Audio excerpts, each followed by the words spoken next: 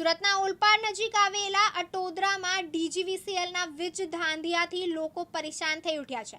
Electricity ડૂલ થવાનો મુદ્દો સામાન્ય બની ગયો હોય તેમ સતત પાવર કટ થઈ રહ્યો છે। અટોદરા ચોકડીની આસપાસ મોટી સંખ્યામાં રહેણાંક સોસાયટીઓ આવેલી છે। આ સોસાયટીમાં પાવર કટ થઈ જતા લોકો પરેશાન થઈ ઉઠ્યા છે।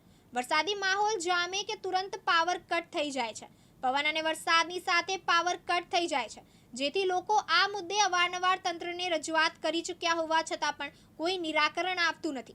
આગેવાન દર્શન નાયક દ્વારા આકરો રોષ વ્યક્ત કરાયો હતો। દર્શન નાયકે કહ્યું કે અટોદરા આસપાસ ઘણી ઇન્ડસ્ટ્રીઝ છે, તેમને પાવર કટથી ઘણી સમસ્યાનો સામનો કરવો પડે છે। ખેડૂતોને પણ પાવર કટ થઈ જતા હેરાનગતિનો સામનો કરવો પડી રહ્યો છે।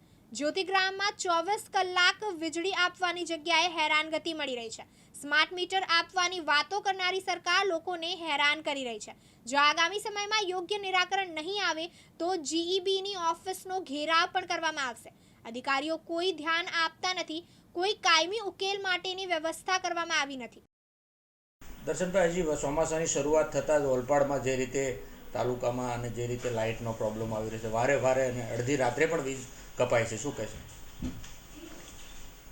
સુરત જિલ્લાના ઓલપાડ તાલુકાનો સૌથી વધુ ઇન્ડસ્ટ્રીયલ વિસ્તારમાં જ્યારે ડેવલપિંગ અને રેસિડન્ટ વિસ્તારમાં પણ ડેવલપિંગ મોટા પ્રમાણમાં થયેલું જોવા મળે છે। સ્થાનિક રહીશોની વારંવાર અટોદરાની આજુબાજુના ઘણા સોસાયટીઓ આવેલી છે, ઓલપાડની આજુબાજુમાં ઘણી સોસાયટીઓ આવેલી છે। જીબી દ્વારા એમને કનેક્શન આપી દેવામાં આવ્યા છે, પરંતુ સામાન્ય રીતે જ્યારે ટ્રિપિંગ થતી હોય તો 4-4, 5-5, 7-7 કલાક સુધી પૂરી રાત સુધી વીજળી આવતી નથી। સ્થાનિક રહીશો વારંવાર ઓનલાઈન ફરિયાદો કરે છે, ટેલિફોનિક ફરિયાદો કરે છે, લેખિત ફરિયાદો કરે છે, પરંતુ એનો કોઈપણ પ્રકારનો ઉકેલ આવતો નથી। અધિકારીઓને જ્યારે લેખિત ફરિયાદ કરવા જતા હોય ત્યારે અધિકારીઓની ઓફિસમાં ઉપસ્થિતિ હોતી નથી। આના કારણે સામાન્ય માણસ આનો ભોગ બને છે।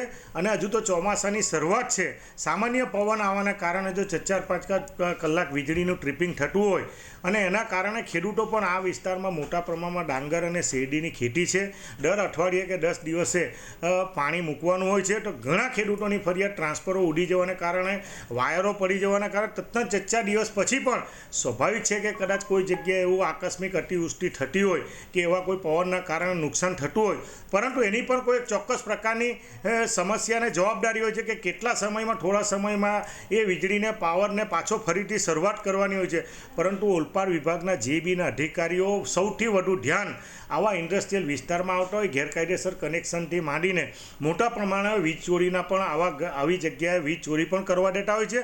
કોઈ પણ અધિકારી ફિલ્ડમાં સ્થળ પર કોઈ પણ પ્રકારની વિઝિટ કરતા નથી। સ્થાનિક રહીશો ઉપલા અધિકારીને પણ ટેલિફોનિક દ્વારા ફરિયાદો કરે છે, પણ અધિકારીઓ ટેલિફોનિક ફરિયાદો પણ લેતા નથી।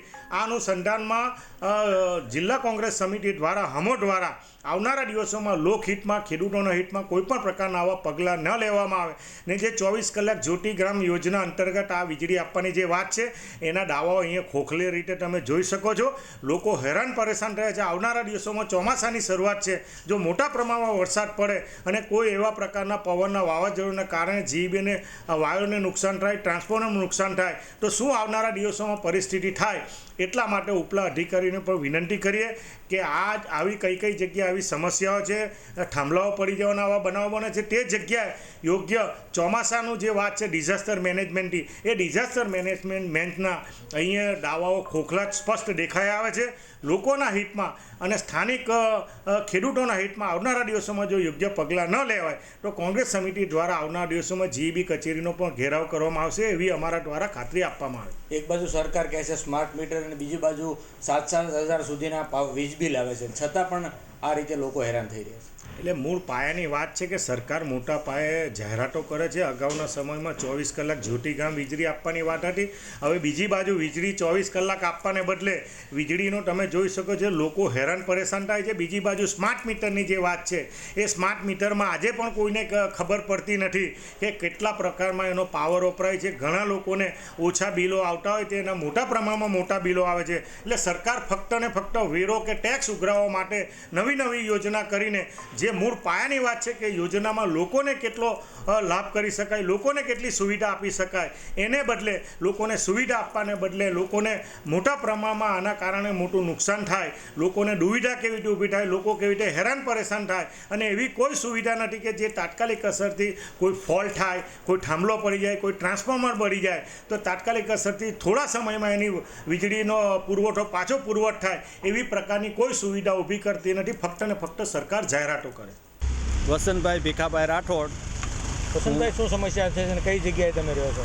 હું અટોદરા ચોકડી ઓલપાડ તાલુકાનું અટોદરા ગામ શાંતવન રેસિડેન્સીમાં રહું છું અને અમારા પાવરની સમસ્યા છે ડેલી. પાવર અને પાણીનો બી પ્રશ્ન તો છે જ તે. પાણી અમને ગામનું કાંઈ મળતું જ નથી. કેટલા સમયથી તમે રહ્યો છો અને આ વીજ ધાંધિયા કેટલા સમયથી હાલે છે? વીજ ધાંધિયા આમ તો પહેલેથી જ છે. અત્યારે અહીંયા અટોદરા ચોકડીમાં બાજુમાં ઇન્ડસ્ટ્રીમાં છે ત્યાં પાવર રહે છે, પણ જે રેસિડન્ટ વિસ્તાર છે એમાં ક્યાંય પાવર રહેતો નથી. આખી રાતમાં કેટલી વાર પાવર જાય છે. આજે સવારમાં ગયો હતો અને રાતના ગયો હતો. રાતના 4 વાગ્યાનો કાલે ગયો હતો તો 10 વાગે પાવર આપ્યો. આ વિસ્તારના ધારાસભ્ય મુકેશભાઈ ધારાસભ્ય છે અને મંત્રી છે હાલમાં, છતાં એના વિસ્તારમાં આ પ્રશ્ન છે. મયુર ટેલર, દિવ્યાંગ ન્યૂઝ, સુરત.